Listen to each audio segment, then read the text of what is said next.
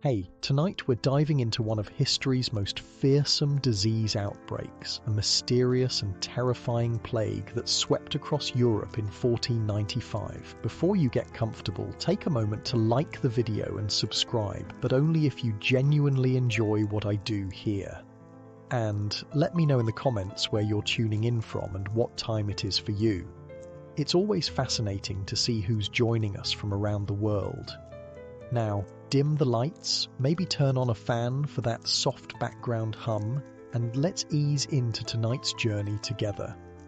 Congratulations, you've just woken up in Europe in the year 1495, a world teetering on the edge of change and chaos. The air is thick with the sense of wood smoke and humanity, a far cry from the fresh, sanitized world you're used to. The good news is that you're alive in a vibrant time of discovery, art, and exploration. The Renaissance is blooming across Europe, with brilliant minds like Leonardo da Vinci and Michelangelo creating masterpieces that will endure for centuries. The bad news? Well, you've been born right at the beginning of one of history's most terrifying disease outbreaks, a mysterious illness that will soon be spreading terror throughout the continent.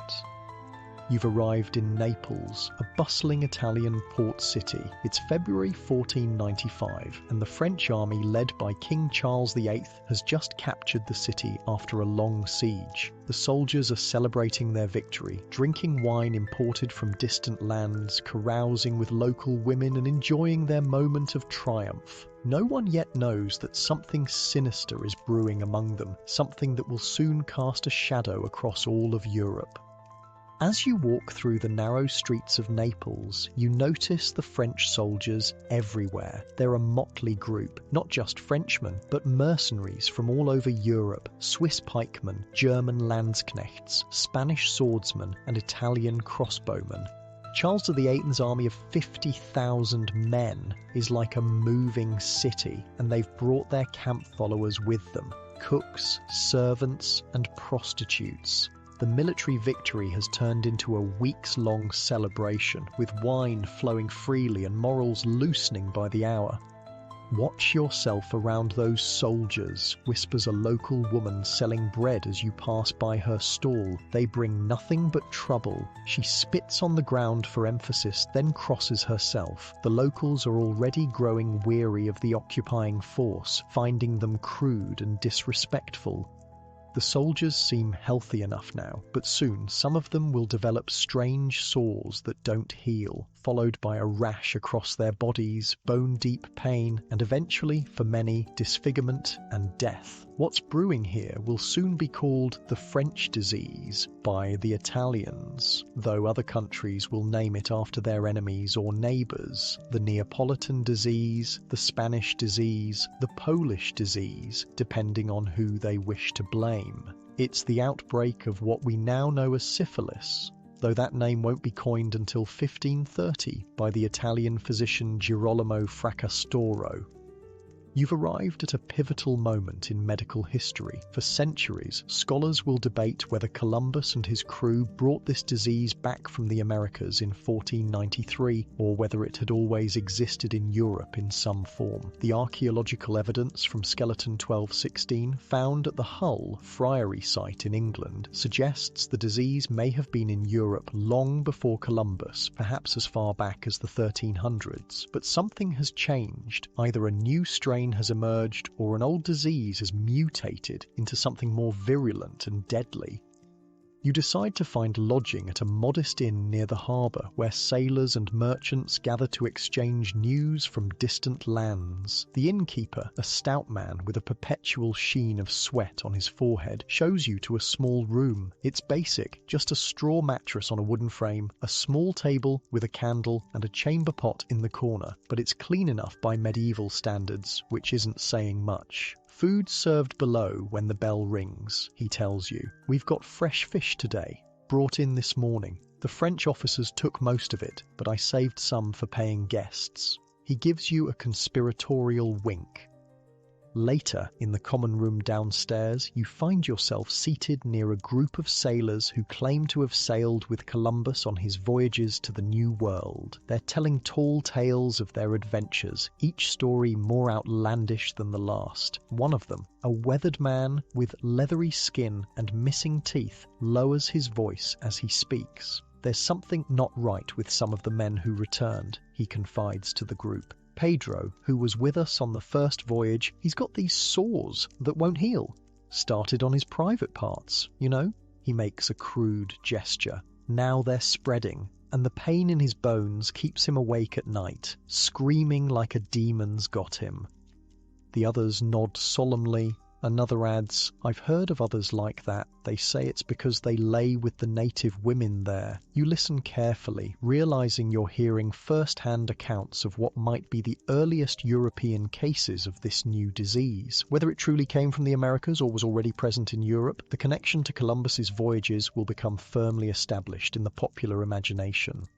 As the weeks pass, you begin to notice changes in the city. There are whispers of a strange affliction spreading among the French troops. Some soldiers have developed painful sores, first on their genitals, then spreading across their bodies. They suffer terrible fevers and aches in their bones, especially at night. The local doctors are baffled. By July 1495, the political situation has changed. An alliance of Italian princes, led by Ludovic Sforza, defeats Charles VIII at the Battle of Fornovo, forcing the French king to retreat. As the French army disperses, its soldiers, many now carrying the mysterious disease, return to their homes all across Europe, unwittingly becoming the vectors of a continent-wide epidemic. You decide to leave Naples and travel north to Rome, hoping to witness the great works of art being created there. The journey is arduous. Medieval travel means walking or riding a horse or donkey along poorly maintained roads, always wary of bandits. You join a merchant caravan for safety, sleeping under the stars or in roadside inns of varying quality. As you travel, you hear more stories of the strange disease that's spreading from Naples. Everywhere, it seems to follow in the wake of returning soldiers. In Rome, you find the city in a state of anxiety. Pope Alexander VI, the controversial Borgia Pope, has issued warnings about the new disease, which is already affecting members of his court. In August 1495, the Holy Roman Emperor Maximilian III makes a proclamation that nothing like this disease has been seen before, and declares it a punishment from God for blasphemy. The religious authorities are quick to frame the outbreak in moral terms, divine retribution for sinful behavior, particularly sexual impropriety. You witness the early attempts at public health measures. Towns begin to isolate those showing symptoms, sometimes in dedicated hospices, but medieval medicine has few effective treatments to offer. Physicians trained in the Galenic tradition believe in the theory of the four humours: blood, phlegm, black bile, and yellow bile, and treat diseases by trying to restore the body's proper balance through bloodletting, purging, and sweating therapies. For this new disease, various remedies are attempted. Some physicians recommend mercury treatments, applied as ointments or taken internally, unaware that mercury poisoning will often kill patients before the disease does. Others advocate for guaiacum, a resin from a New World tree, also known as holy wood, believing that God provides cures near the source of diseases. The wealthy seek these expensive treatments while the poor suffer without relief.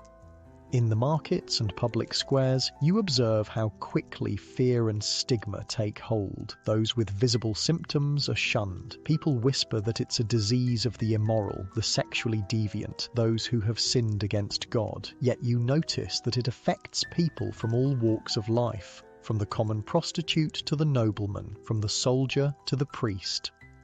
By winter, you've made your way to Florence, the jewel of the Renaissance. Even here, the shadow of the disease has fallen. You hear that the brilliant young painter Botticelli has become deeply religious, influenced by the fiery preacher Savonarola, who claims the epidemic is God's punishment for Florence's sinful ways. The joyful, sensual beauty of Botticelli's earlier works, like The Birth of Venus, is giving way to more somber religious themes. In Florence, you manage to find work as an assistant to a physician. Dr. Lorenzo Benevieni is unusual among doctors of his time. He performs autopsies to understand the inner workings of the body and the effects of disease, an approach that puts him at the forefront of the emerging scientific method. Working with him gives you a unique perspective on how medical knowledge is evolving in this period. This new disease, Dr. Benevieni tells you as you help him prepare his instruments, it's unlike anything described in the ancient medical texts. Hippocrates never wrote of it, nor Galen. Either it's truly new to our world, or it's changed its nature. He sighs heavily. And our treatments seem to offer little relief. The mercury causes terrible suffering itself, excessive salivation, loss of teeth, tremors. Sometimes I wonder if we're doing more harm than good. You assist him as he examines patients afflicted with the disease. The progression is terrible to witness. In the early stage, a painless sore appears, usually on the genitals. It heals on its own, giving false hope. Then, weeks later, a rash appears, often covering the entire body, accompanied by fever, fatigue, and aches. For some, the disease seems to disappear after this, going dormant for years. But for many, especially in these early years of the epidemic, it progresses relentlessly to the third stage, with large, disfiguring sores, damage to the heart, brain, and bones, and eventually death.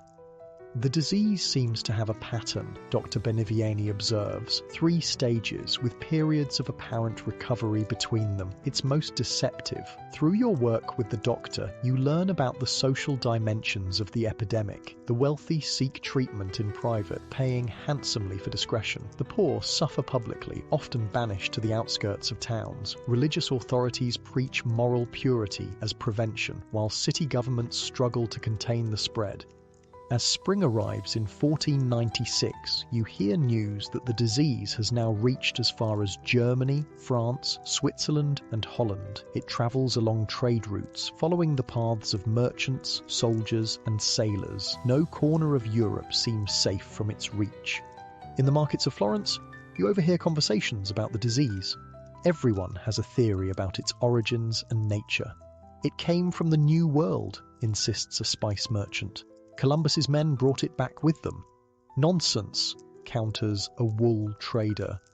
It's a corruption of leprosy, made more virulent by the alignment of the planets. It's the Jews, whispers another, looking around furtively. They brought it when they were expelled from Spain. You recognize how fear breeds superstition and scapegoating. The tendency to blame others, foreigners, enemies, marginalized groups, is as infectious as the disease itself.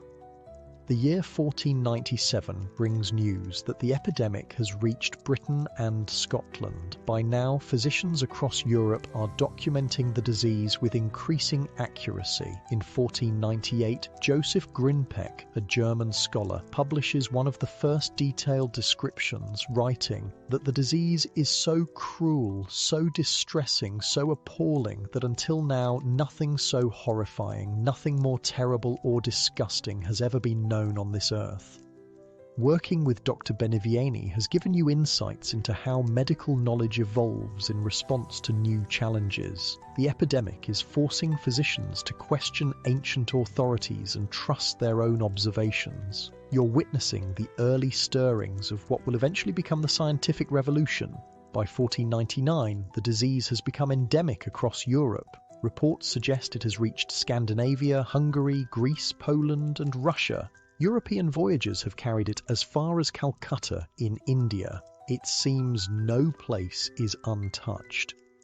During your time in Renaissance Europe, you've observed how differently the disease affects various communities. In port cities like Naples and Venice, where sailors and prostitutes mix freely, the spread is rapid. In isolated rural villages, it might arrive with a returning soldier or merchant, then slowly work its way through families and neighbors. The fear of the disease changes social behaviors. There's greater suspicion of strangers, less hospitality for travelers. Sexual mores tighten, at least publicly. Yet human nature remains constant. People still seek pleasure and connection, even knowing the risks. In the summer of 1500, 5 years after the first major outbreak in Naples, you find yourself in Venice, that magnificent city of canals and commerce. The Republic of Venice, always pragmatic, has instituted some of Europe's most advanced public health measures. The Venetian Senate has appointed health magistrates who inspect ships, impose quarantines, and regulate prostitution in attempts to control the spread of disease. On the Rialto Bridge, watching the gondolas glide beneath, you reflect on what you've witnessed, a continent transformed not just by a disease, but by its response to that disease. You've seen how the epidemic has influenced art, religion, medicine, and social structures. You've observed both the worst of human nature, the fear, blame, and stigmatization, and the best, the courage of healers, the solidarity of communities, the resilience of the human spirit.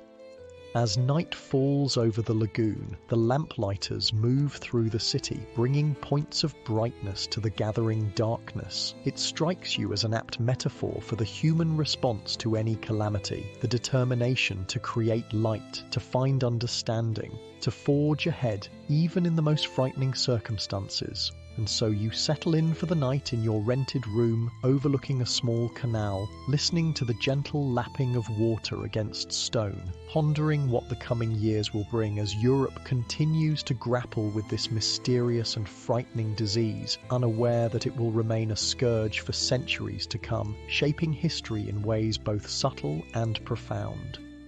The morning light filters through the shutters of your Venetian room, dancing on the water reflected on your ceiling. You've spent several months in this merchant republic, observing how one of Europe's most sophisticated cities responds to the epidemic. Venice, you've learned, has centuries of experience dealing with infectious diseases, especially plague. The city established its first permanent health magistracy, the Magistrato alla Sanità, back in 1486, just a decade before this new disease emerged. The Venetian approach is impressively systematic. Ships arriving at the port must display a clean bill of health or remain isolated at anchor for 40 days, the practice called quarantina, where our word quarantine comes from. The city maintains a lazaretto, an isolation hospital on a separate island, where the infected can be treated away from the general population. It's a harsh but effective system.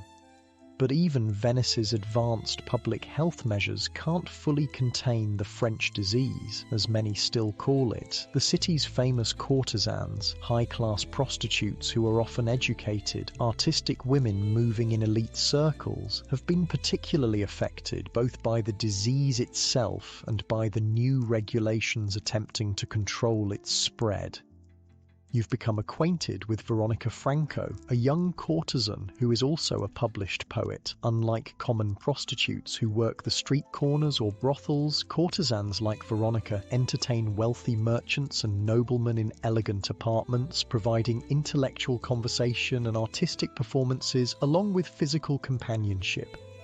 The Senate has imposed new restrictions, Veronica tells you as you sip wine on her balcony overlooking the Grand Canal. We must now register with the health office and submit to examinations. Those found with the disease are sent to the lazaretto or expelled from the city. She sighs, setting down her glass. Many of my sisters in the profession have disappeared, dead, isolated, or fled to other cities with less supervision.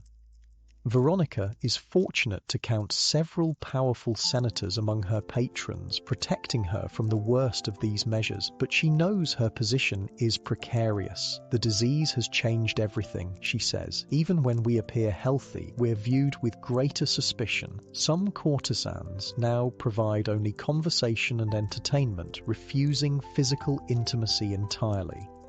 The social fabric of Venice is changing in response to the epidemic, as it is throughout Europe. Public bathhouses, once popular social venues, are closing as they become associated with disease transmission. Kissing as a form of greeting, previously common among equal status men in many European regions, is falling out of favor. Even the shared communion cup in church is increasingly viewed with suspicion. Your time in Venice has shown you how a relatively well-organized society responds to epidemic disease.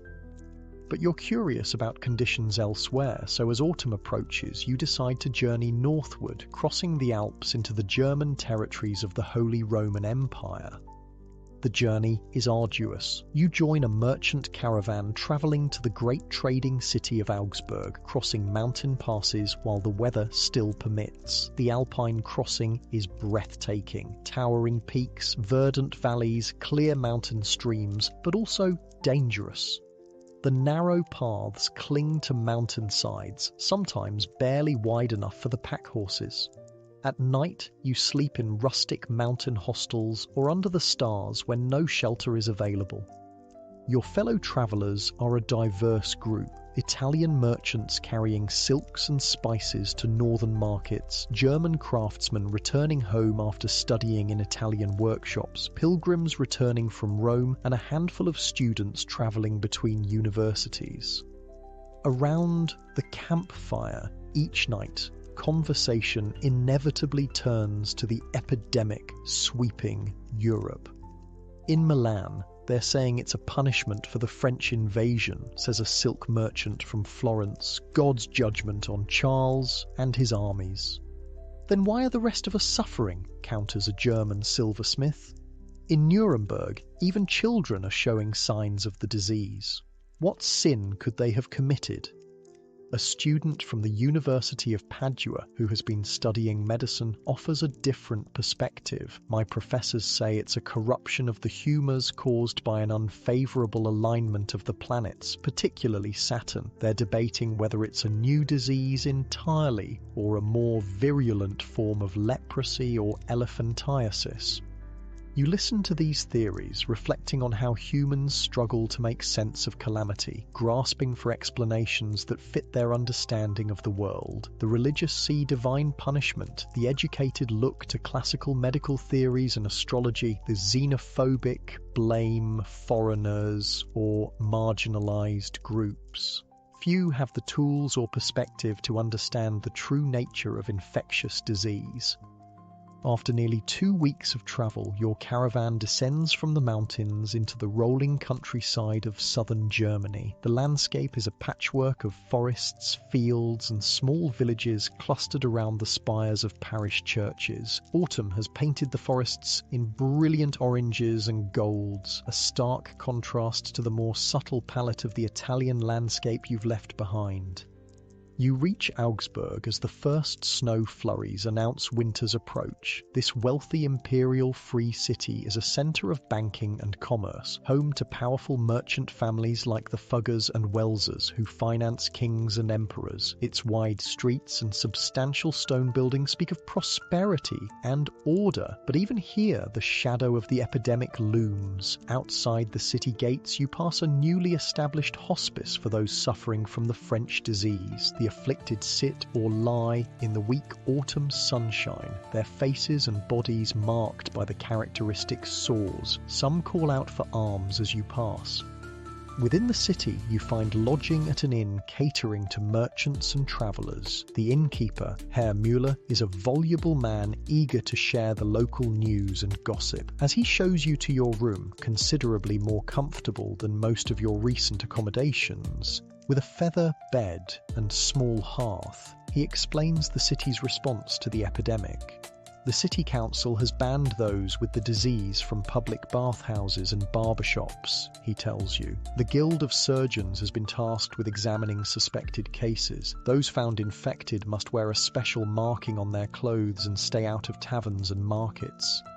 Herr Müller lowers his voice conspiratorially. Even Jakob Fugger's nephew was sent away to their country estate when he showed signs of the disease. Money can't protect you from God's judgment. Jakob Fugger, known as the Rich, is perhaps the wealthiest man in Europe, a banker and merchant whose financial empire stretches across the continent. That even his family has been touched by the epidemic underscores its indiscriminate nature. During your stay in Augsburg, you learn more about how the epidemic is affecting different segments of society. The city maintains hospital facilities run by religious orders like the Antonines, who have long specialized in treating skin diseases, but their traditional remedies, prayers, herbal baths, dietary regimens based on the theory of humours, provide little relief for this new affliction. For the wealthy, physicians prescribe mercury treatments, administered as ointments, pills, or through fumigation therapy, where the patient is exposed to mercury vapor. These treatments cause profuse salivation, which is seen as the body expelling the disease. What the doctors don't realize is that these symptoms, along with the tremors, gum disease, and neurological problems many patients develop, are actually signs of mercury poisoning. The cure is often worse than the disease, comments Dr. Adalbert Heim, a city physician you meet through the innkeeper's connections. I've seen patients lose their teeth, their hair, their minds from these mercury treatments, yet we have little else to offer except palliative care. Dr. Heim is unusual among his colleagues for his skepticism about traditional treatments. Most physicians still adhere strictly to Galenic medicine, which has changed little since ancient times. They believe illness results from imbalance in the four bodily humours: blood, phlegm, black bile, and yellow bile, and treat accordingly with bloodletting, purging, and substances classified as hot, cold, wet, or dry to counteract the perceived imbalance. The ancients never described this disease, Dr. Heim tells you as he shows you his modest medical library. That's what makes it so confounding. We have no guidance from Hippocrates or Galen. We must observe and learn for ourselves. This empirical approach, learning through observation rather than relying solely on ancient authorities, represents the leading edge of medical thinking in this period. It will eventually blossom into the scientific revolution, but for now it remains the minority view. As winter deepens, you witness how the rhythm of life in northern Europe adapts to the harsh season. The days grow short, with darkness falling by mid-afternoon. Streets empty as people retreat indoors. Families gather around hearths, burning precious fuel to keep warm.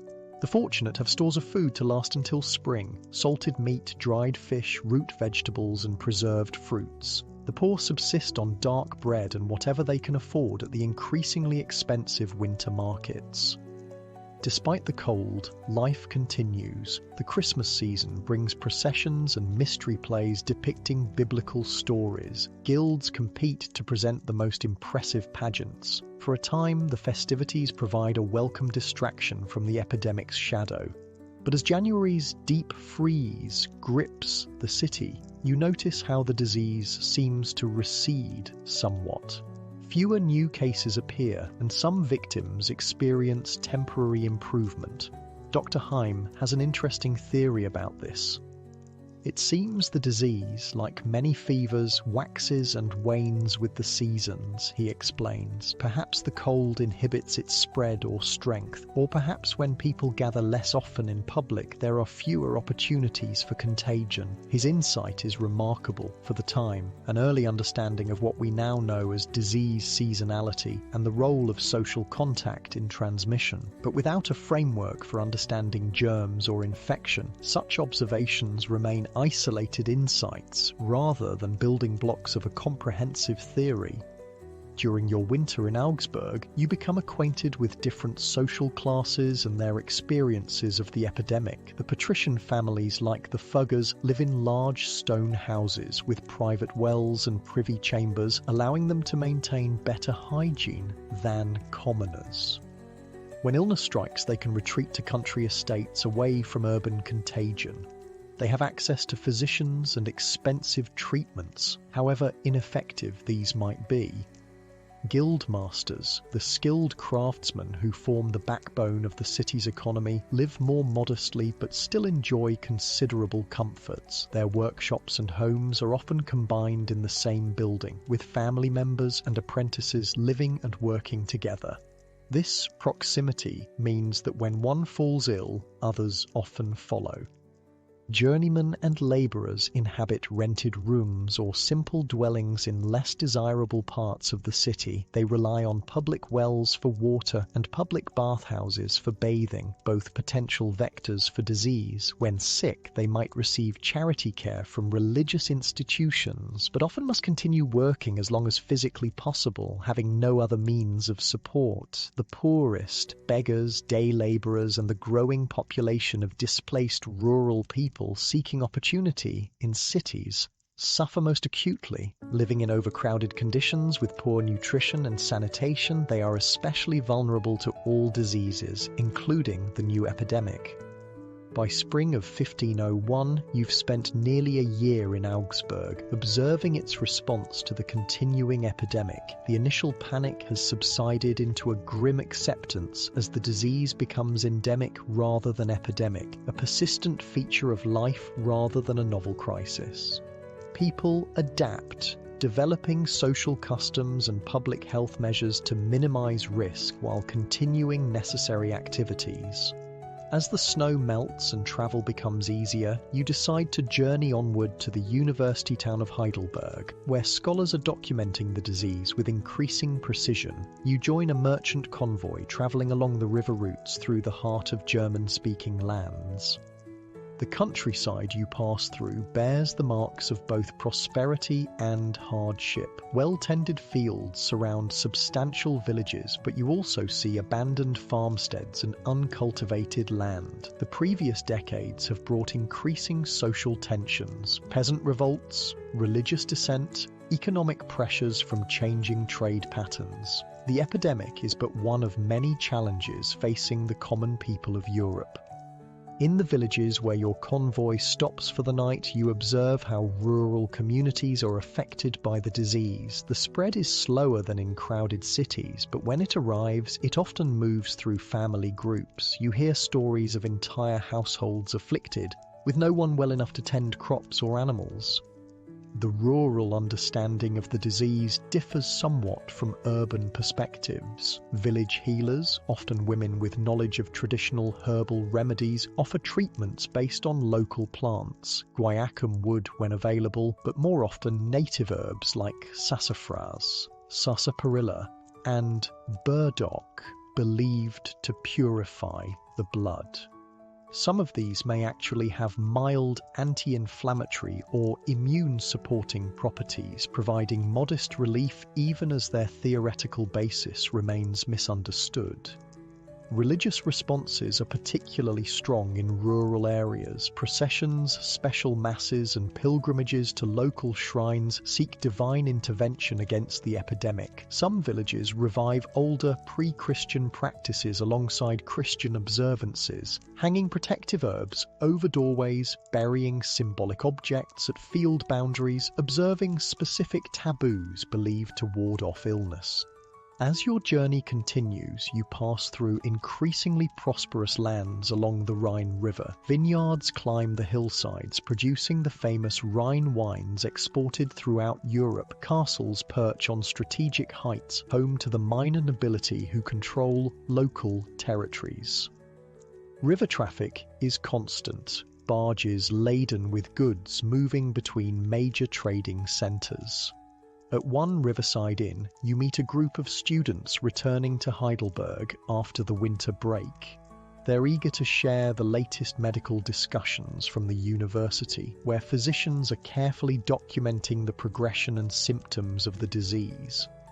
Professor Theodoricus has identified distinct stages, explains a serious young man named Heinrich. The primary stage with a single sore, usually on the private parts, the secondary with widespread rash and fever, and now he's describing a tertiary stage that may appear years later, with gumata, large rubbery swellings, and afflictions of the brain and heart. Another student adds, they're debating whether it's truly new or if it's related to other diseases. Some say it's a more virulent form of leprosy, others that it's an entirely novel contagion brought from the islands Columbus discovered. The students are full of theoretical knowledge but have little practical experience treating the afflicted. Still, their systematic approach to understanding the disease represents an important shift in medical thinking, a move toward careful observation and classification that will eventually lead to more effective treatments. You reach Heidelberg as spring blooms across the Neckar Valley. The town is dominated by its university and the castle of the Electors Palatine who rule this territory. Situated at the junction of major trade routes, it's a place where ideas and goods flow freely, making it both intellectually vibrant and vulnerable to the spread of disease. The university attracts scholars from across Europe, creating a community more cosmopolitan than the surrounding region. In its lecture halls and disputations, the latest theories about the epidemic are debated with intensity. But for all their learning, the professors have few effective treatments to offer those suffering in the town below their ivory tower. In Heidelberg, you find lodging with a printer named Johannes Meyer, who produces medical texts, among other works. His workshop gives you access to the latest written knowledge about the disease, treatises and broadsides from physicians across Europe, often illustrated with woodcuts showing the characteristic symptoms. These sell quickly, Herr Meyer tells you, showing a pamphlet titled On the French Disease and Its Remedies by a Spanish physician. Everyone seeks information hoping to protect themselves or find relief for afflicted family members. The printer introduces you to Dr. Alexander Seitz, a physician who has written extensively on the epidemic. Dr. Seitz has developed a theory that the disease passed from animals to humans through improper sexual contact, a misguided but interesting attempt to explain its origins. The moral degradation of our time has invited this scourge, Dr. Seitz tells you solemnly. God permits such evils when men stray from natural law. His explanation blends emerging medical observation with traditional moral and religious frameworks, typical of this transitional period in scientific thought. Through your discussions with scholars and physicians in Heidelberg, you gain a clearer picture of how medical understanding is evolving in response to the epidemic. The traditional Galenic system, based on the four humours, is being stretched to accommodate a disease that doesn't fit neatly into its categories. Some practitioners are beginning to question aspects of the ancient wisdom, while still working largely within its framework. By summer 1501, reports from across Europe indicate that the epidemic continues unabated, though perhaps with decreasing virulence. The disease remains widespread, but fewer victims seem to progress to the most severe stages within a short time frame. Whether this represents a change in the disease itself or increased immunity in the population remains unclear to contemporary observers. As you reflect on your journey through epidemic-stricken Europe, you recognize how profoundly this disease is shaping society. Beyond the obvious physical suffering, it has transformed social norms, influenced art and literature, challenged medical traditions, reinforced religious interpretations of illness, and altered intimate behaviors. Like the Black Death before it, this epidemic will leave an indelible mark on European culture and consciousness. On a warm evening, you sit in the garden of a Heidelberg tavern with a group of students and scholars discussing the future. Despite the continuing presence of the disease, there's a cautious optimism among these educated young men. They speak of new discoveries, new lands, new ideas breaking free from the constraints of medieval thought. "We live in an age of wonders and terrors," says a young scholar of astronomy. "Columbus finds new worlds across the ocean. The Turks press against our eastern borders. Strange diseases emerge, old certainties crumble, yet knowledge grows. Perhaps our children will understand what we can only question." His words capture the paradox of this pivotal moment in history, a time of both unprecedented crisis and remarkable advancement. As darkness falls and lanterns are lit around the garden, you ponder what coming years will bring as Europe continues to grapple with this mysterious disease that has so quickly become embedded in its medical, social, and cultural landscape. Your time in Heidelberg has been enlightening, but as autumn approaches in 1501, you feel drawn to continue your journey. France calls to you, the kingdom whose soldiers first brought widespread attention to the disease that now bears their name in much of Europe. What might you discover in the land where it all began, at least in the European consciousness? You join a wine merchant travelling to Strasbourg and then down the Rhine toward Paris. The merchant, Henri Beaufort, has been making this journey twice, yearly for decades, carrying German wines to French markets and returning with French luxuries for German customers. He's a walking chronicle of changing times. "When I began as a young man, the roads were more dangerous, but the people healthier," he tells you as your barge glides down the Rhine. "Now we have better order, fewer robber knights preying on merchants, but this new sickness makes everyone fearful of strangers." Henri explains how the disease has affected his trade. Customers no longer drink from the same cups during wine tastings. Innkeepers provide separate sleeping arrangements where once travellers shared beds freely. In some towns, merchants from affected regions must remain outside the walls for a period before entering. He shrugs philosophically. "We adapt. Life continues. Trade must flow."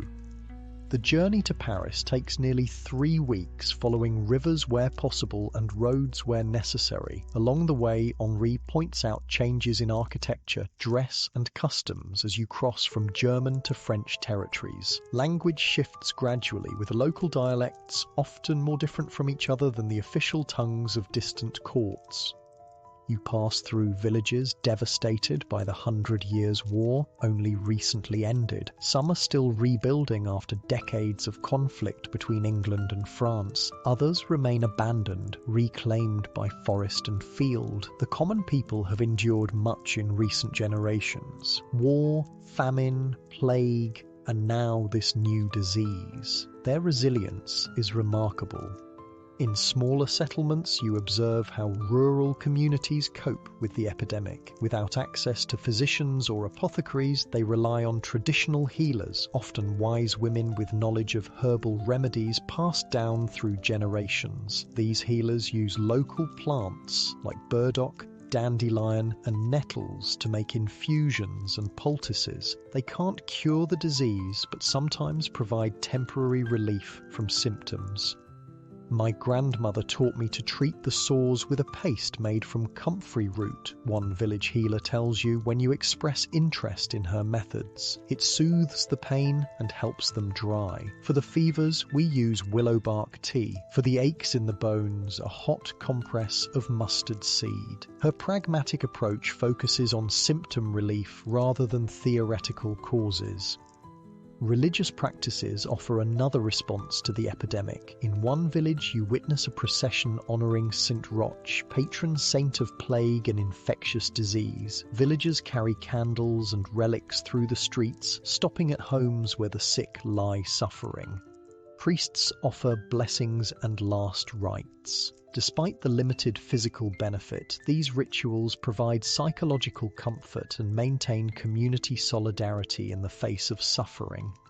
As you approach Paris, the countryside grows more densely populated and prosperous. Fields are well tended, villages larger and more frequent. The royal road is busy with travellers, merchants, pilgrims, nobles with their entourages, royal messengers on urgent business. At night, you stay in progressively better inns, catering to this steady traffic. Paris announces itself from afar, a haze of smoke hanging over clustered spires and towers. Unlike Italian cities with their defensive walls, Paris has outgrown its fortifications, sprawling beyond the old boundaries into surrounding fields. It's one of Europe's largest cities, home to perhaps 100,000 souls crowded into narrow streets and multi-story buildings.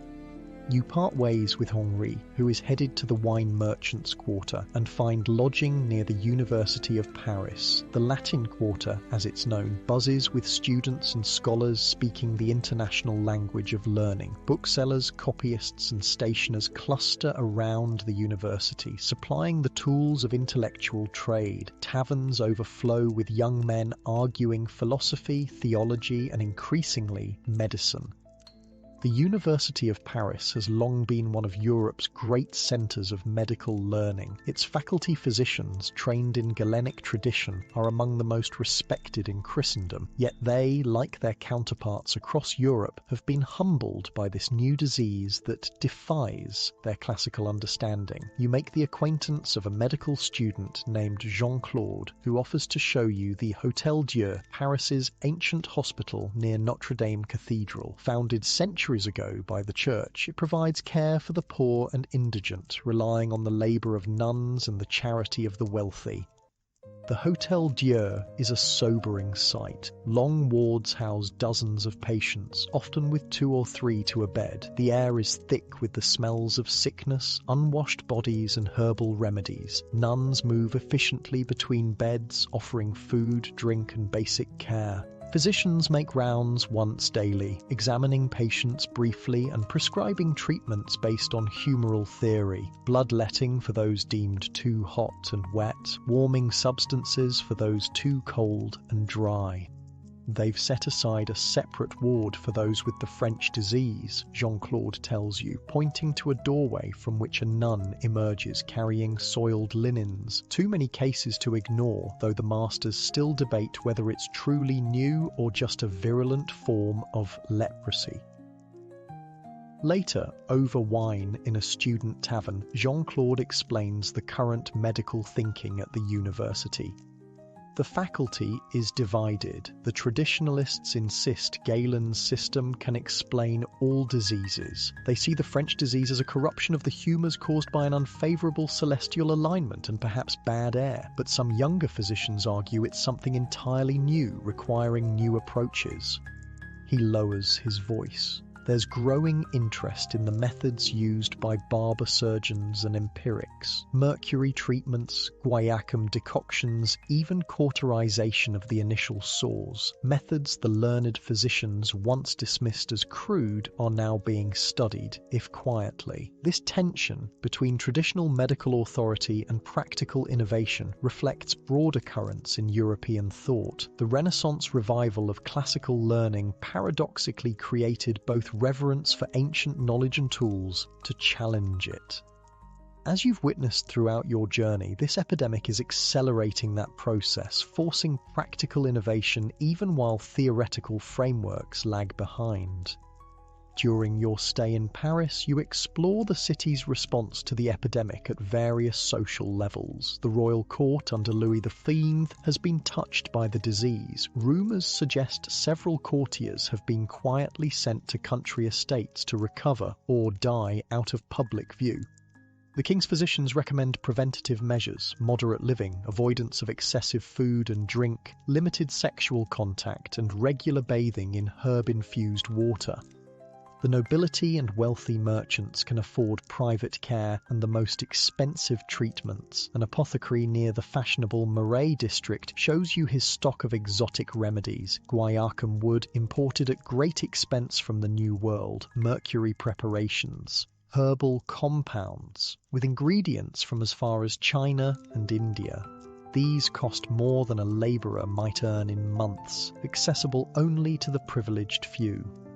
For the great lords we prepare special remedies they can take discreetly, the apothecary confides, pills containing gold leaf and pearl powder said to purify noble blood. Do they work? Who can say, but they satisfy those who believe their blood is different from common folk.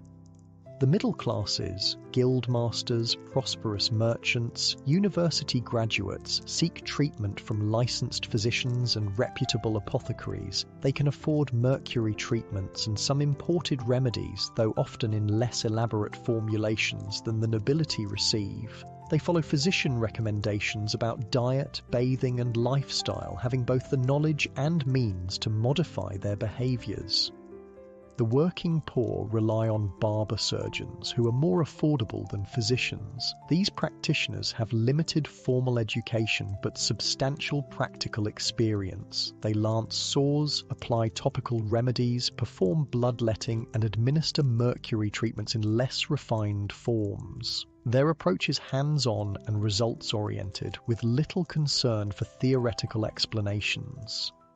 For the destitute, only charity offers hope of treatment. Religious orders and wealthy benefactors support institutions like the Hôtel Dieu. Some parishes maintain small hospices for their sick poor. The care is basic: clean bedding, regular meals, prayer, and simple treatments, but represents the only option for many victims. What strikes you most is how the epidemic crosses social boundaries while responses to it reinforce them. The disease affects all classes, but experience of it remains profoundly unequal. The wealthy suffer privately with the best available care, the poor suffer publicly with minimal assistance. After several weeks in Paris, you decide to venture into the countryside of northern France. Reports suggest the disease is particularly widespread in Normandy, where many soldiers from the Naples campaign originated. You hire a horse and join a party of cloth merchants travelling to Rouen, once a stronghold of English occupation during the Long War, now returning to prosperity under French rule. The journey takes you through rolling farmland punctuated by woodlands and small villages. The autumn harvest is underway, with peasants working communally to bring in crops before winter. Despite the epidemic's shadow, the rhythm of agricultural life continues much as it has for centuries. The demands of survival leave little room for disruption, even from disease. In one village where you stop for the night, you witness how rural families cope when the disease strikes. A farmer named Michel has been suffering for nearly a year. His symptoms began with a single sore that healed on its own, followed by a widespread rash and bone pains that made agricultural labour nearly impossible. My neighbours helped with the planting and will help with the harvest, he tells you, as he sits by his cottage door, too weak to join the work in the fields. Without them, my family would starve. Next year, God willing, I'll do the same for whoever needs aid. Michael's wife has prepared a bath of herbs gathered from the surrounding countryside, comfrey, chamomile, and others you don't recognise. It eases his pain for a time, she explains. The travelling barber gave us a mercury ointment, but it made him worse. His gums bled and his hands shook so badly he couldn't hold a cup. This pattern repeats across the countryside, communal support filling gaps left by inadequate medical care, practical experience leading to rejection of treatments that cause more harm than good. Without formal knowledge, rural communities are developing their own understanding of the disease through painful trial and error. You reach Rouen as the days grow shorter and colder. This prosperous port city on the Seine has been rebuilt since the war's end and now bustles with commerce. English wool arrives to be woven into fine cloth by skilled artisans. Wine and other goods travel downriver to the Atlantic coast. The magnificent cathedral dominates the skyline, its Gothic spire reaching toward heaven. Through connections provided by the cloth merchants, you find lodging with a widow who supplements her income by renting rooms to respectable travellers. Madame Beauchamp is well informed about local affairs and shares the city's experience with the epidemic.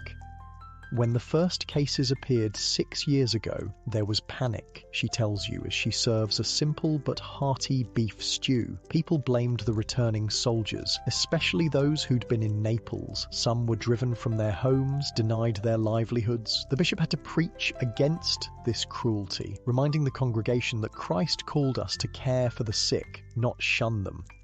Over time, Rouen developed a more organised response. The city council established a special hospice for those with the French disease, supported by taxes and donations. Barber surgeons received training from physicians on recognising and treating the condition.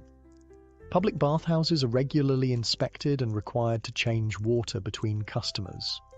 It hasn't stopped the disease, but fewer people die in the streets or suffer alone, Madame Beauchamp says with practical compassion.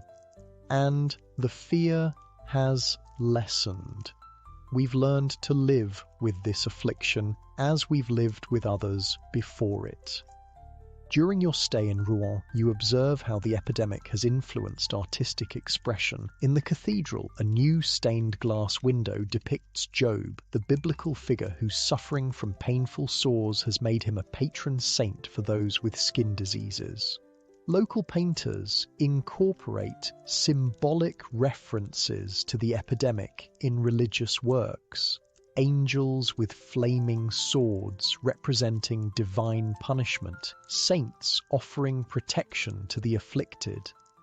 More secular expressions appear in the popular broadsheets sold by street vendors. These single-page prints combine woodcut illustrations with simple text, accessible to semi-literate audiences. Some offer medical advice of varying quality, others use the disease as a moral lesson, showing debauched youths developing telltale symptoms. A few are purely satirical, mocking physicians and their ineffective treatments.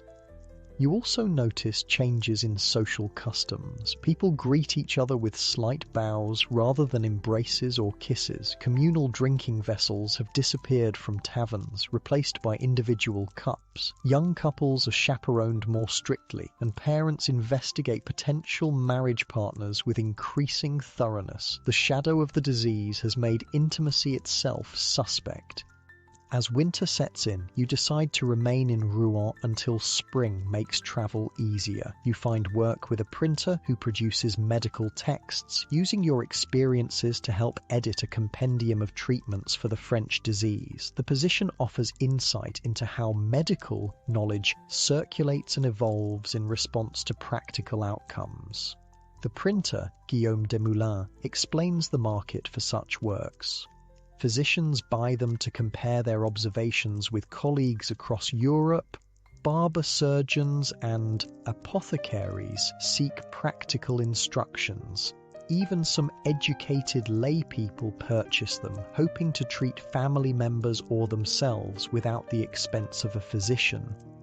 Through this work, you track how treatments are evolving. Mercury remains dominant but administered with increasing caution and in more refined forms. Guaiacum from the New World gains popularity, especially after several prominent patients report improvement following treatment.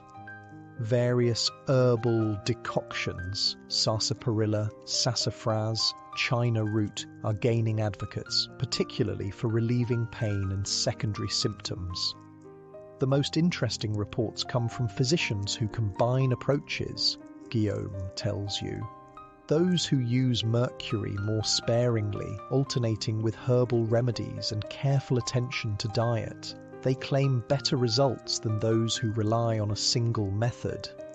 This emerging empirical approach, learning through systematic trial and observation rather than theoretical deduction, represents an important shift in medical thinking. Though practitioners don't fully understand why certain treatments help or harm, they're beginning to develop more nuanced protocols based on observed outcomes. During the long winter evenings, you join discussions at a local tavern frequented by physicians, apothecaries, and other educated professionals. Their conversations reveal how the epidemic is influencing broader intellectual currents.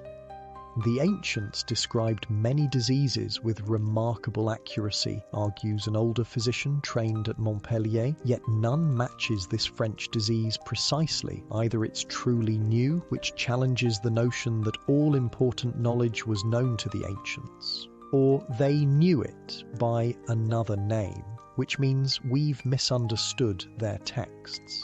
Either possibility disrupts the Renaissance reverence for classical authority. If new diseases can emerge, what other new phenomena might exist beyond ancient knowledge? If ancient texts have been misinterpreted, how reliable is inherited wisdom on other subjects? As winter gradually yields to spring in 1502, you reflect on all you've witnessed during your journey through epidemic-stricken Europe. You've seen how a single disease can transform societies, challenging established medical paradigms, reshaping social interactions, influencing artistic expression, and reinforcing or occasionally bridging social divisions. Most profoundly, you've observed humanity's remarkable adaptability, from Venice's sophisticated public health measures to rural villages' communal support systems, from physicians evolving treatments to individuals changing intimate behaviors. People have responded to the epidemic with creativity and resilience, even amid suffering and fear. As the days lengthen and travel becomes possible again, you consider where your journey might take you next. After witnessing the epidemic's impact in Italy, Germany, and France, perhaps England beckons, or the Iberian Peninsula where Columbus launched his momentous voyages. Or you might return to Italy to observe how the situation has evolved since your departure nearly 2 years ago. Wherever you go, you carry with you a deeper understanding of how disease shapes history, not just through death and suffering, but through humanity's diverse and persistent responses to that suffering. The French disease, like the Black Death before it, will leave Europe transformed in ways both obvious and subtle, immediate and enduring. With spring warming the Norman countryside, you decide that England will be your next destination. The disease reached the island kingdom around 1497, and you're curious to see how this somewhat isolated nation has responded to the epidemic. In Rouen's busy port, you secure passage on a wool merchant's vessel bound for London, bidding farewell to Madame Beauchamp and the printer Guillaume, whose hospitality made the winter months both comfortable and enlightening. The Channel crossing is mercifully smooth. You've heard tales of terrible storms that can turn this narrow sea into a death trap for unwary sailors. Still, the small ship pitches and rolls enough to keep most passengers confined to the deck, faces tinged green with seasickness. You manage better than most, earning the respect of the English captain. First time I took this route was 30 years ago, Captain Thomas tells you as he shares a cup of ale, back when King Edward still sat on England's throne. Since then, I've seen 3 kings come and go, Edward, Richard, and Henry, and now young Henry VIII has just taken the crown.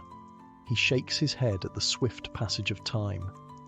The captain is a valuable source of information about how the epidemic reached England. We first heard rumours from French ports around 96, he recalls. By 97, cases appeared in London, Portsmouth, Bristol. Anywhere with active harbours, sailors brought it, as they bring all things good and ill from foreign shores, he continues. King Henry VII, God rest him, just passed 2 months ago. He was a cautious man, suspicious of foreigners even before the disease arrived. After it came, he tightened port restrictions, limited foreign merchants' movements. Some say it slowed the spread, others that it merely drove the afflicted into hiding, fearing deportation.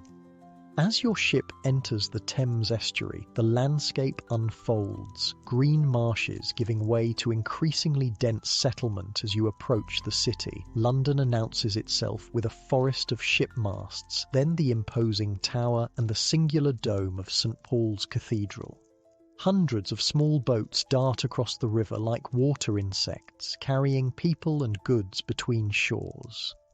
You disembark at a bustling wharf, instantly surrounded by the clamour of commerce. Porters shouting offers to carry baggage, vendors selling hot pies and ale, customs officials examining cargo. The smell of the river mingles with wood smoke, roasting meat, brewery vapours, and the indefinable scent of thousands of humans living in close proximity.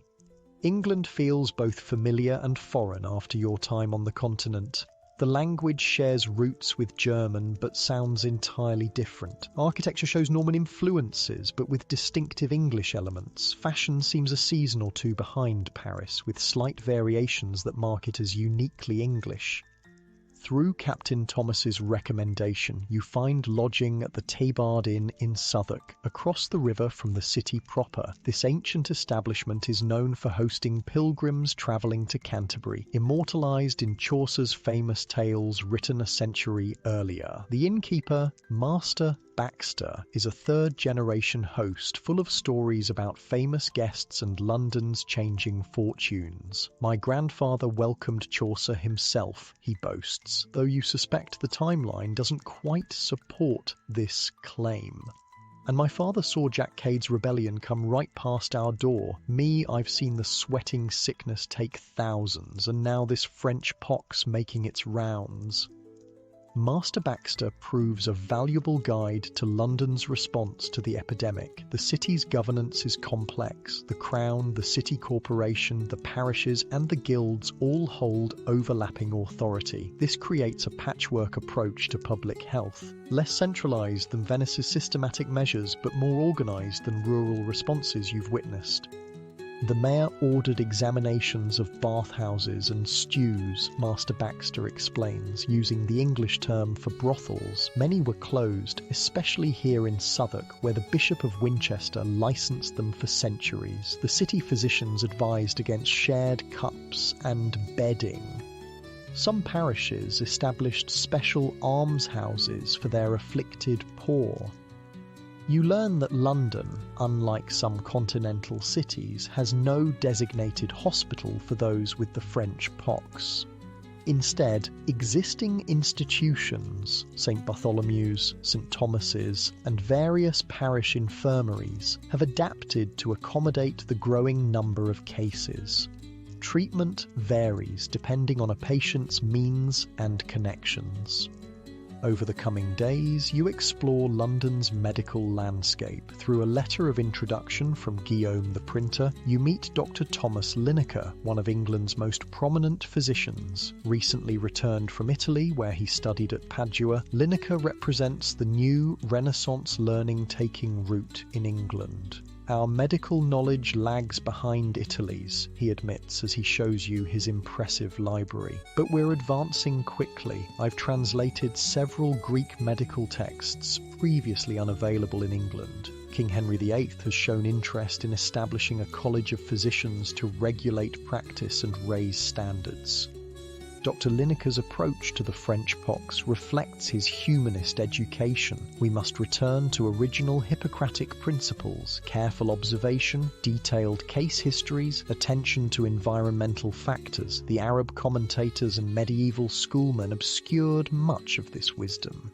You inquire about specific treatments employed in England. Lineker sighs. Much the same as elsewhere. Mercury remains the primary recourse, though I advise more moderate application than most. Guaiacum from the Indies shows promise, especially for alleviating bone pains. Some colleagues report success with China root and sarsaparilla.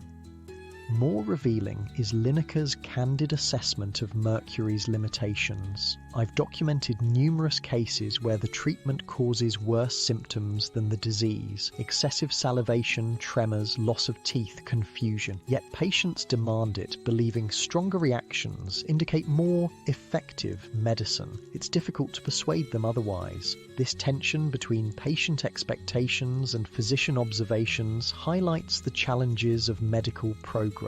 Popular understanding lags behind emerging knowledge, with patients often preferring dramatic treatments with visible effects over gentler approaches, regardless of outcomes. Through your connection with Lineker, you gain access to St. Bartholomew's Hospital, one of London's oldest charitable institutions. Founded in the 12th century, Bart's has evolved from a monastic infirmary to a substantial hospital serving London's poor. The dissolution of the monastery still lies in the future, so religious brothers and sisters continue to provide much of the nursing care. Brother Michael, who oversees a ward housing several pox victims, explains the hospital's approach. We separate them from others when possible, though space constraints often make this impossible. We provide clean bedding, nutritious food, basic wound care. For those who can tolerate it, mercury treatment is offered. Otherwise, we focus on comfort and spiritual consolation. The ward is sobering, a long room with beds lining both walls, each containing 1 or 2 patients in various stages of illness. The air carries the distinct odour of disease mingled with herbal remedies and the smoke from a central hearth. Attendants move between beds, changing dressings, offering drinks, emptying waste vessels. Brother Michael introduces you to several patients willing to share their stories. One, a former sailor named Will, contracted the disease in Calais 3 years earlier. Started with a single sore, no bigger than a penny, he tells you. Thought nothing of it when it healed. Then came the rash and fevers. Could no longer work the rigging with my joints so pained. Captain put me ashore here when I could no longer earn my keep. Will's condition has stabilised but left him permanently disabled, unable to return to his former profession. The hospital provides shelter and basic care, but his future remains uncertain. His story exemplifies the economic impact of the epidemic: lost livelihoods, increased dependency, strained charitable resources. Another patient, Margaret, represents a different path to infection. A domestic servant in a wealthy merchant's home, she married a man who had previously contracted the disease during military service in France. Unaware of his condition, she became infected and now suffers advanced symptoms, including destructive lesions on her face. My husband died last winter, she tells you softly. His family blames me for bewitching him, refuses to acknowledge me as his widow. My former employers dismissed me when the marks appeared. Without Bart's, I would be begging on the streets. Margaret's situation illustrates how the disease exacerbates existing social vulnerabilities, particularly for women. Limited economic opportunities, dependency on marriage for security, and the stigma of visible symptoms create cascading misfortunes from which few paths to recovery exist. Beyond the hospital, you explore how different social classes in London experience and respond to the epidemic. Through Lineker's connections, you glimpse the situation among the nobility and wealthy merchants. When afflicted, they receive treatment in the privacy of their homes, attended by physicians who maintain discretion. Mercury chambers, enclosed cabinets where patients sit exposed to mercury vapor, represent the most sophisticated treatment available, though not necessarily the most effective. London's substantial middle class, guild masters, successful merchants, lawyers, and other professionals follow physicians' preventative advice more diligently than most. They modify behaviours, improve personal hygiene, avoid suspected transmission routes. When ill, they can afford moderate treatment without the extravagance of the nobility. The working poor, apprentices, journeymen, labourers, small shopkeepers, rely on barber surgeons and apothecaries for affordable care. Self-treatment with herbal remedies purchased from market vendors is common. Those with guild affiliations may receive support from these organisations when unable to work, providing a crucial safety net absent for many others. For the destitute, beggars, orphans, disabled, elderly without family support, only parish charity or institutions like Bart's offer hope of care. Many suffer and die in the streets or crowded tenements, their cases unrecorded, except in parish burial registers showing increased deaths from consumption or simply fever. Distinct from continental cities, London's response includes uniquely English elements reflecting its social and political structures. Parish vestries, local governing bodies overseeing church affairs and poor relief take primary responsibility for their afflicted residents rather than centralising care. Guilds provide support for members and their families, creating occupationally based safety nets. The City Corporation, London's municipal government, focuses on regulation and prevention rather than direct treatment. After several weeks in London, you venture into the English countryside, curious how rural communities are faring. You travel with a cloth merchant visiting wool producers in the Cotswolds, a region of rolling hills and prosperous market towns where sheep farming has created considerable wealth. The pastoral landscape appears idyllic, stone villages nestled in green valleys, fields divided by dry stone walls, sheep grazing on hillsides. Yet even here the epidemic has reached, though with less intensity than in densely populated London. In Cirencester, a substantial market town where your merchant companion has business, you meet the local barber surgeon, Master Simons. His practice serves the town and surrounding villages, providing everything from haircuts to tooth extractions, bloodletting to setting broken bones. Cases of the French pox are increasingly common among his patients. First appeared about 4 years ago, he tells you in his shop, where razors and surgical tools hang on the wall alongside dried herbs and alchemical equipment. A wool merchant returned from London with the telltale signs. Since then, I've treated perhaps 24 cases, mostly men who travelled to cities for business or pleasure. Master Simons's treatments reflect practical experience modified by limited access to exotic remedies.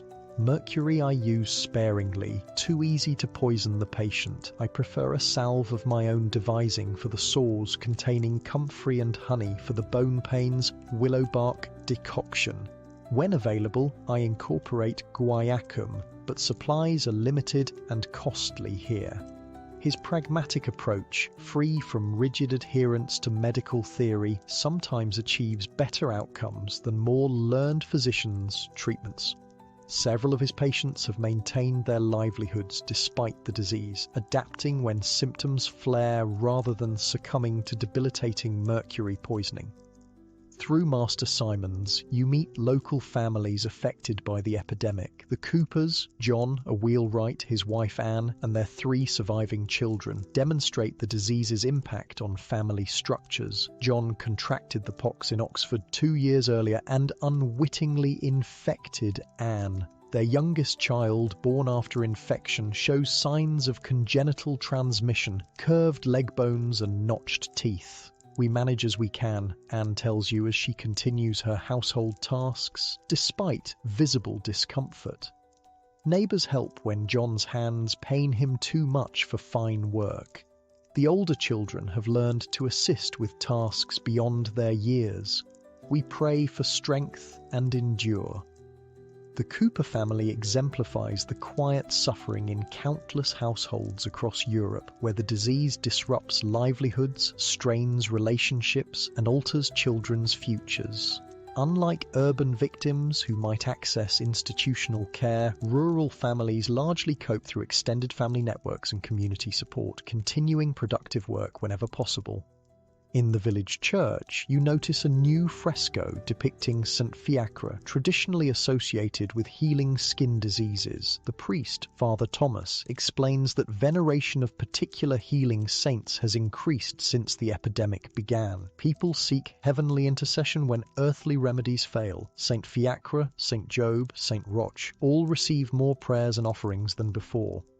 The religious response in England remains firmly Catholic at this time. Henry VIII's break with Rome still lies decades in the future. Masses for the afflicted, processions imploring divine mercy, increased donations for church hospitals all form part of the spiritual campaign against the epidemic. Yet Father Thomas also acknowledges practical measures. I advise my parishioners on cleanliness and moderation in all things, he tells you. God's mercy works through natural means as well as miraculous ones. Prudence in daily habits is not contrary to faith in divine healing. After your rural sojourn, you return to London as summer approaches. The city prepares for a momentous event, the coronation of the new king, Henry VIII, following his father's death in April. Despite the ongoing epidemic, a sense of optimism pervades the city. The young king, not yet 18, represents a new generation and fresh possibilities after his father's austere rule. The old king was careful with coin and foreign entanglements, observes Master Baxter at the Tabard. The new one seems more generous, more learning, more grand in his ambitions. Whether that bodes well or ill for England remains to be seen. You witness elaborate preparations for the coronation procession, buildings decorated with tapestries and banners, streets cleaned of refuse, temporary grandstands erected for spectators. For a brief time, the shadow of the epidemic recedes as London anticipates celebration. Yet even amid festivities, the disease remains present, in bandaged limbs among the crowd, in absent faces too ill to attend, in whispered concerns about contagion in large gatherings. As June 1502 approaches, you prepare for the next stage of your journey. After observing the epidemic's impact in Italy, Germany, France, and England, you decide to continue to the Iberian Peninsula, Spain and Portugal, the launching points for Columbus's voyages, and the source of many theories about the disease's origins. Before departing, you visit Dr. Lineker one final time. He's been collating observations from physicians across England, creating what would now be recognised as epidemiological data. His parchments show maps marking outbreaks, tables of symptoms and progression, notes on treatment outcomes. Knowledge accumulates slowly, he tells you, but it does accumulate. Each careful observation, properly recorded and shared, builds our understanding. Perhaps not in my lifetime, but eventually this disease will yield its secrets to rational inquiry. His words capture the emerging scientific worldview, empirical, methodical, patient, that will eventually transform medicine from an art based on ancient authorities to a science grounded in verifiable evidence. The French pox, challenging traditional medical frameworks, accelerates this transition despite the suffering it causes. As you book passage on a merchant vessel bound for Lisbon, you reflect on all you've witnessed in England. Like everywhere, the epidemic crosses social boundaries while responses reinforce them. Like everywhere, existing institutions adapt rather than transform. Like everywhere, individuals show remarkable resilience amid suffering. Yet England's island nature and distinct social structures have shaped unique aspects of its response. The parish-based approach to care, the early development of systematic record-keeping under physicians like Lineker, the practical adaptation of barber surgeons like Master Simons. These differences, subtle but significant, remind you that no epidemic manifests identically across cultures. Local conditions, resources, and traditions always influence both impact and response. As your ship prepares to sail with the tide, you stand at the rail watching London recede. 7 years have passed since the first major outbreak in Naples, and still the disease maintains its grip on Europe. Yet life continues, commerce flows, knowledge advances, communities support their vulnerable members, individuals adapt to changed circumstances. The epidemic has become woven into the fabric of European society, no longer a shocking novelty but an established feature of the landscape. How it will continue to shape that landscape, medically, socially, intellectually, in coming decades remains to be seen. Your journey to the Iberian Peninsula promises new insights into this ongoing transformation. The journey from London to Lisbon takes nearly 2 weeks, a relatively swift passage blessed by favourable winds and calm seas. Your vessel is a Portuguese carrack, a sturdy ocean-going ship of the type that carried explorers around Africa to India and across the Atlantic to the New World. The crew is experienced, having made this voyage many times, and they regale passengers with tales of distant lands and strange peoples. The captain, Duarte Pacheco, has sailed with some of Portugal's greatest explorers.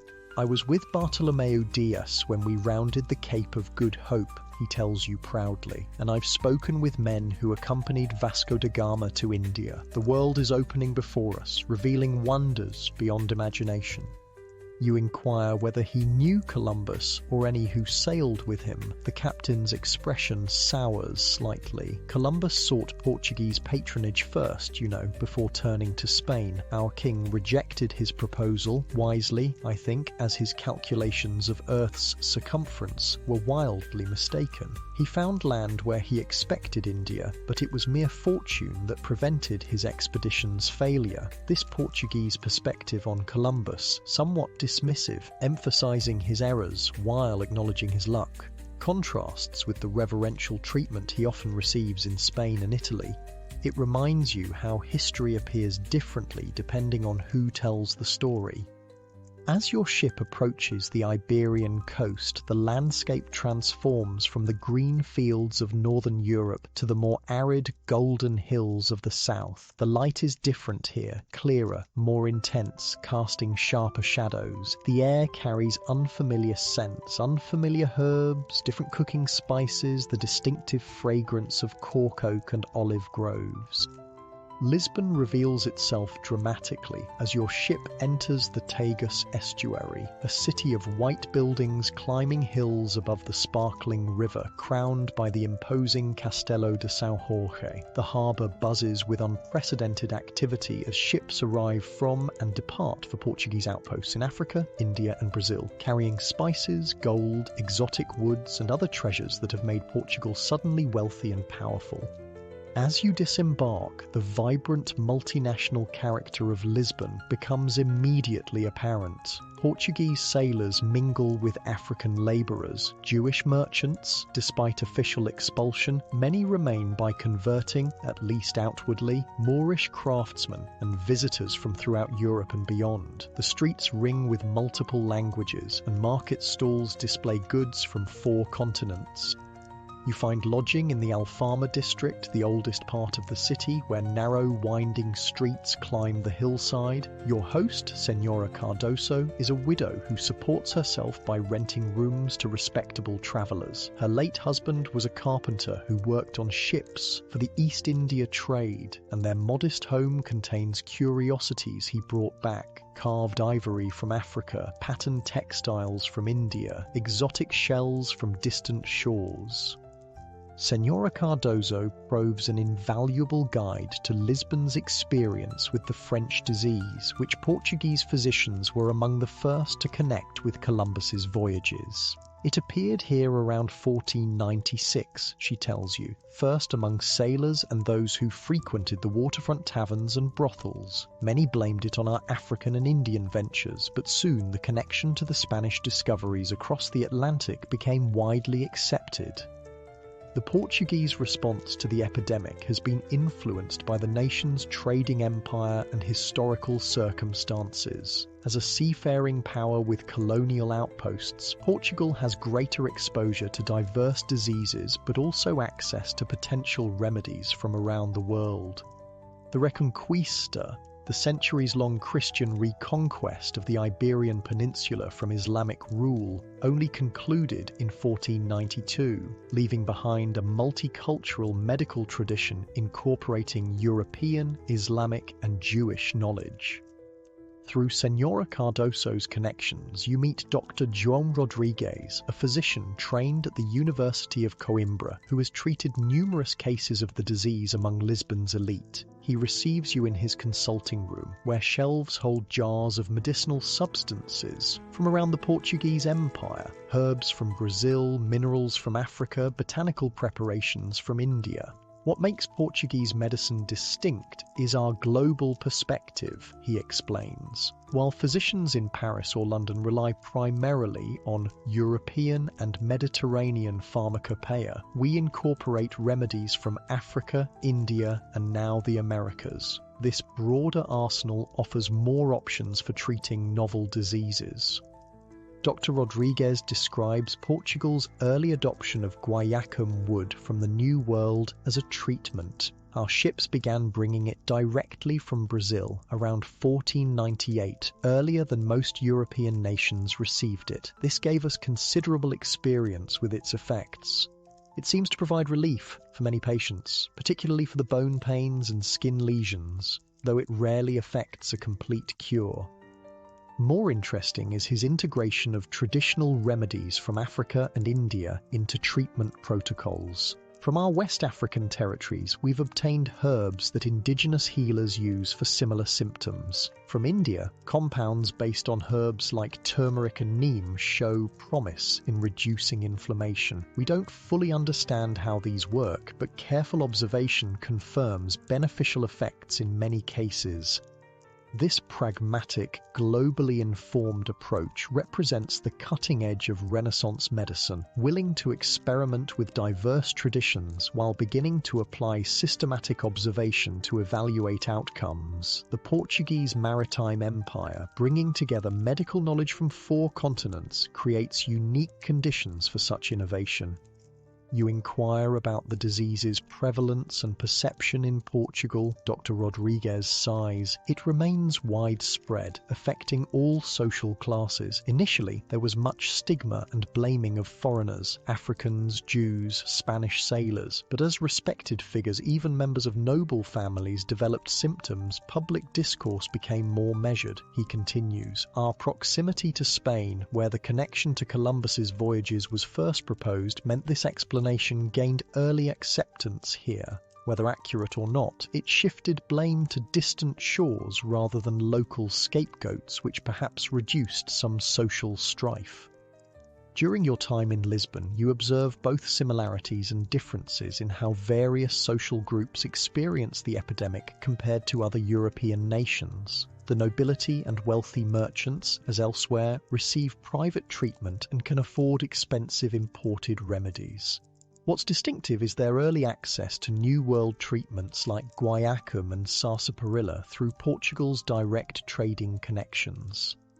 The urban middle classes, guild members, government officials, prosperous shopkeepers follow medical advice similar to their counterparts in Northern Europe. Moderate living, improved hygiene, cautious intimacy. Their treatment options include both traditional European remedies and more affordable versions of exotic imports. For the working poor and sailors, Lisbon offers several hospitals founded during the previous century's plague epidemics, now adapted to treat the new disease. The largest All Saints Royal Hospital, established by King Juan II in 1492, has wards specifically for those with the French disease. Treatment focuses on basic care, dietary management, and affordable herbal remedies rather than expensive mercury or imported substances. Most distinctive is Lisbon's substantial population of African slaves and free black residents brought from Portuguese colonies in West Africa, Congo, and Angola. Their experience of the epidemic reveals the intersection of disease with racial hierarchy and colonialism. When afflicted, enslaved individuals receive only basic treatment determined by their economic value to owners rather than medical need. Free black residents face discrimination at hospitals and from practitioners despite officially equal access to care. After 2 weeks in Lisbon, you decide to continue to Seville, the heart of Spain's American enterprise and the city most directly connected to Columbus and his voyages. The overland journey takes you through Portugal's eastern provinces and into the Spanish region of Andalusia, a landscape of olive groves, vineyards, and fortified hill towns bearing witness to centuries of frontier warfare between Christian and Islamic states. You travel with a merchant caravan, the safest option for crossing this sometimes lawless borderland. Your companions include Portuguese traders carrying Asian spices to Spanish markets, an Italian diplomat bound for the Spanish court, and several academics traveling to Seville's prestigious university. Around evening fires, conversation inevitably turns to the great transformations of the age, geographical discoveries, religious tensions, and the mysterious disease that has shadowed these developments. Columbus opened a new world to us, argues a young Spanish scholar, but perhaps unleashed forces we scarcely comprehend. New lands, new peoples, new wealth, and new afflictions. God's design in this remains obscure. The timing alone establishes the connection, adds a physician from Coimbra. The disease appeared in Barcelona within months of Columbus's return. His sailors visited brothels upon landing, and soon the first cases emerged precisely in those districts. The Italian diplomat offers a different perspective, yet excavations in my country have uncovered skeletons showing signs of the disease from well before Columbus sailed. Perhaps it existed in both worlds, and only now has found conditions to flourish. These debates, heated, yet informed by growing empirical evidence, exemplify the intellectual ferment of the early 16th century. Traditional authorities and explanations face challenges from new observations and experiences. The epidemic itself, defying classical medical categories, accelerates this questioning of inherited knowledge. You reach Seville as summer heat intensifies, the mighty Guadalquivir River providing welcome relief for the city. Seville in 1502 stands at the center of Spain's American enterprise. All ships to and from the newly claimed territories must pass through its port, and the Casa de Contratación, House of Trade, established here that very year administers the emerging colonial system.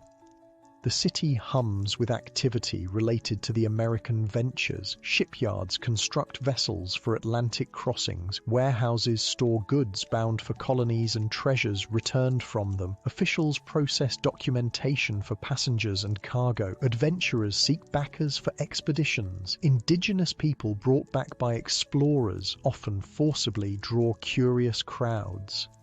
Through a letter of introduction provided by Dr. Rodriguez in Lisbon, you gain access to Dr. Francisco López de Villalobos, physician to the Spanish royal court and author of the first detailed medical treatise on the disease published in Spain. You meet him at the university, where he occasionally lectures despite his primary duties to the monarchy. I titled my work On the Contagious and Accursed Disease of the French, he tells you with a wry smile, following the custom of naming it after one's traditional enemies, but I believe we Spaniards must accept some responsibility for its presence in Europe, if indeed it came from Hispaniola with Columbus's men.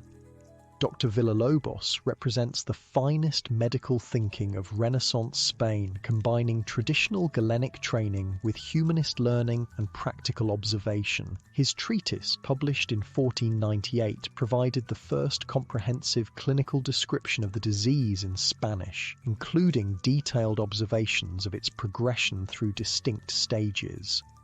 What distinguishes this malady from those previously known, he explains, is its pattern of remission and recurrence. The initial symptoms resolve without treatment, giving false hope of recovery. Then new and different manifestations appear weeks or months later.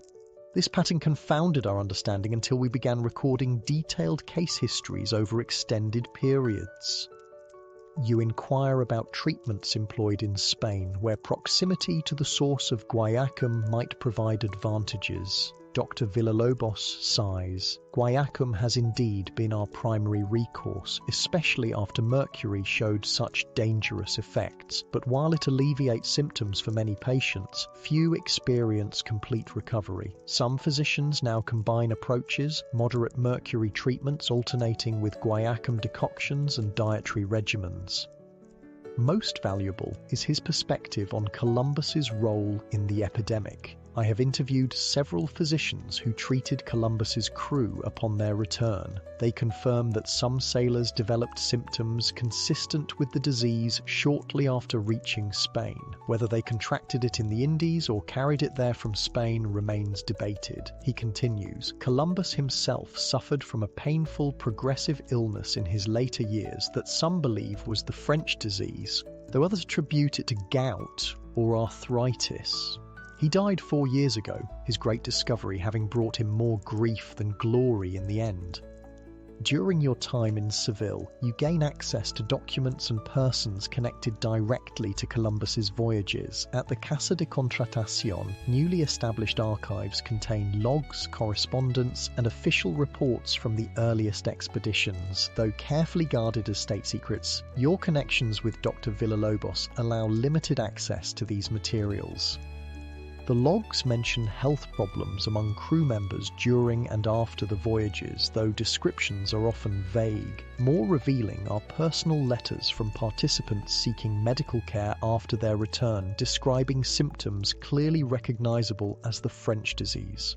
Whether they contracted it in the Americas or after returning to Spain's port cities remains unclear from these accounts. You also meet Rodrigo de Jerez, an elderly man who claims to have sailed on Columbus's first voyage. Now living in modest circumstances despite his historic role, he receives visitors occasionally to share his experiences for a few coins. Whether his tales are entirely truthful or embellished for effect, they provide a first-hand perspective on the expedition's aftermath. Many of my shipmates fell ill in the months after our return, he tells you, sipping wine his fee has purchased. Some with fevers that passed quickly, others with persistent ailments, including the dreaded pox. I was fortunate to escape the worst, though aches visit my bones when weather changes. He describes primitive medical practices observed among indigenous Caribbean peoples, some of which were adopted by desperate European settlers. They used the bark and leaves of certain trees to make infusions for skin ailments. Some colonists found these more effective than our own remedies. Eventually, these treatments found their way back to Spain as the guayacum wood, now sold at such high prices. As summer passes into autumn, you extend your stay in Spain, travelling to other cities including Salamanca with its famed university and Barcelona, where Columbus was received by Ferdinand and Isabella upon his return. Throughout these journeys, you observe how the epidemic has become integrated into Spanish society, no longer a terrifying novelty but an established feature of the medical and social landscape.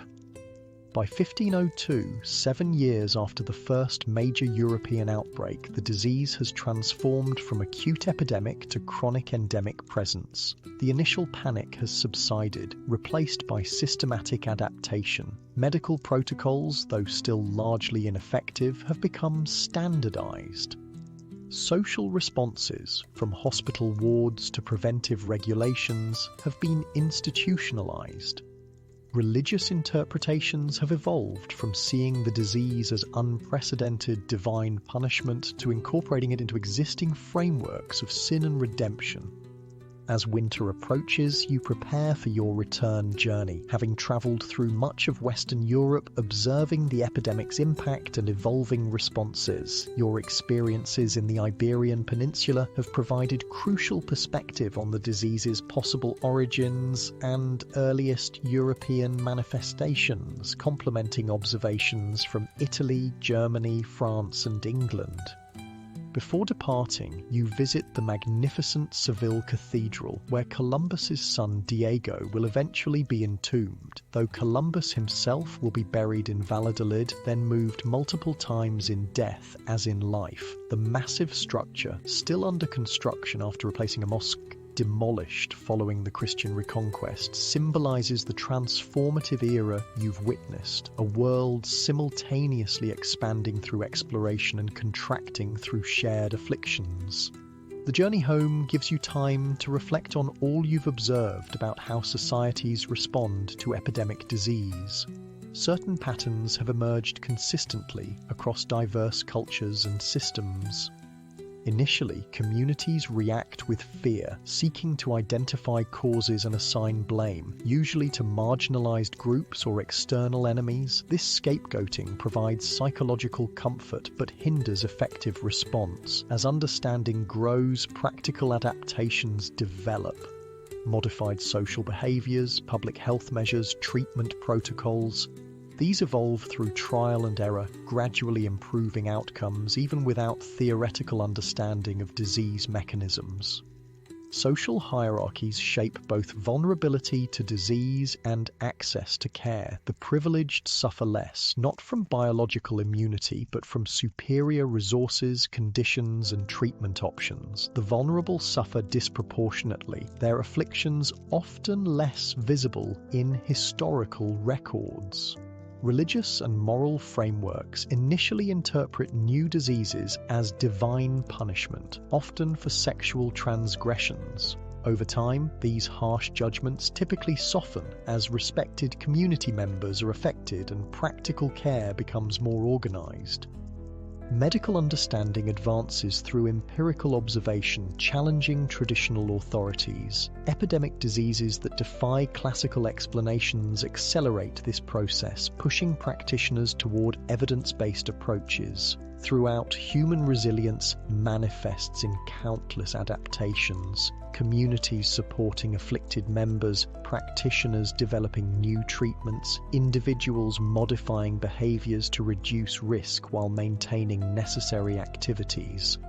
As your ship sails homeward with the changing seasons, you ponder how these patterns might repeat with future epidemics. Perhaps centuries hence, new diseases will emerge to challenge human understanding and institutions. Will societies respond with greater wisdom, having learned from experiences like the French disease? Or will they repeat cycles of fear, blame, and stumbling adaptation before finding effective responses? You know now that the disease labelled variously as French, Neapolitan, Spanish, or simply the Great Pox will continue its devastating course for centuries to come. Not until 1905 will the causative organism Treponema pallidum be identified. Not until the 1940s will effective antibiotic treatment become available. Countless lives will be affected in the intervening centuries. Some ended prematurely, others lived in suffering, still others shaped by caring for the afflicted or developing treatments. The debate over the disease's origins will continue as well. Archaeological evidence from both Europe and the Americas complicates the Columbus connection, suggesting more complex patterns of development and transmission than simple importation from one continent to another. The mutation of related treponemal diseases from non-venereal to venereal forms may have occurred independently in multiple locations as social conditions changed.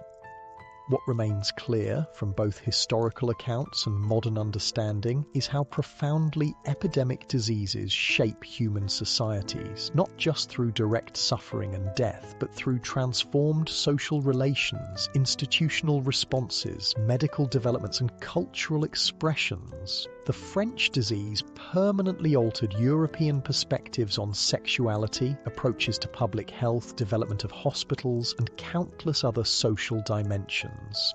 As your journey concludes, you carry this deeper understanding of how humans and diseases co-evolve, each shaping the other through complex interactions. The syphilis epidemic of Renaissance Europe, for all its suffering, contributed to medical advances, institutional development, and social adaptations that would eventually reduce its impact. This pattern, crisis-driving innovation, suffering-spurring response, offers perhaps the most hopeful perspective on humanity's ongoing struggle with infectious disease.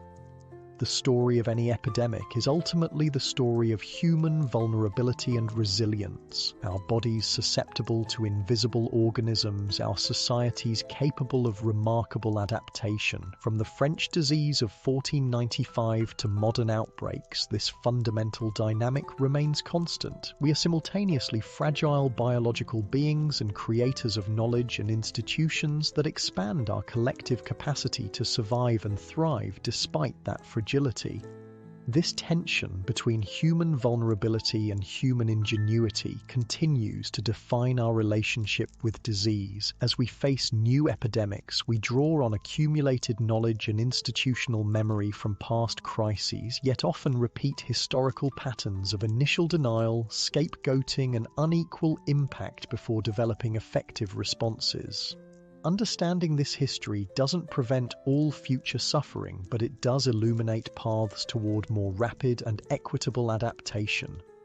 And so, as you finally return home, changed by all you've witnessed across epidemic-stricken Europe, you carry both sobering knowledge of human suffering and inspiring examples of human resilience. The French disease, like all great epidemics, reveals both the worst and best of humanity.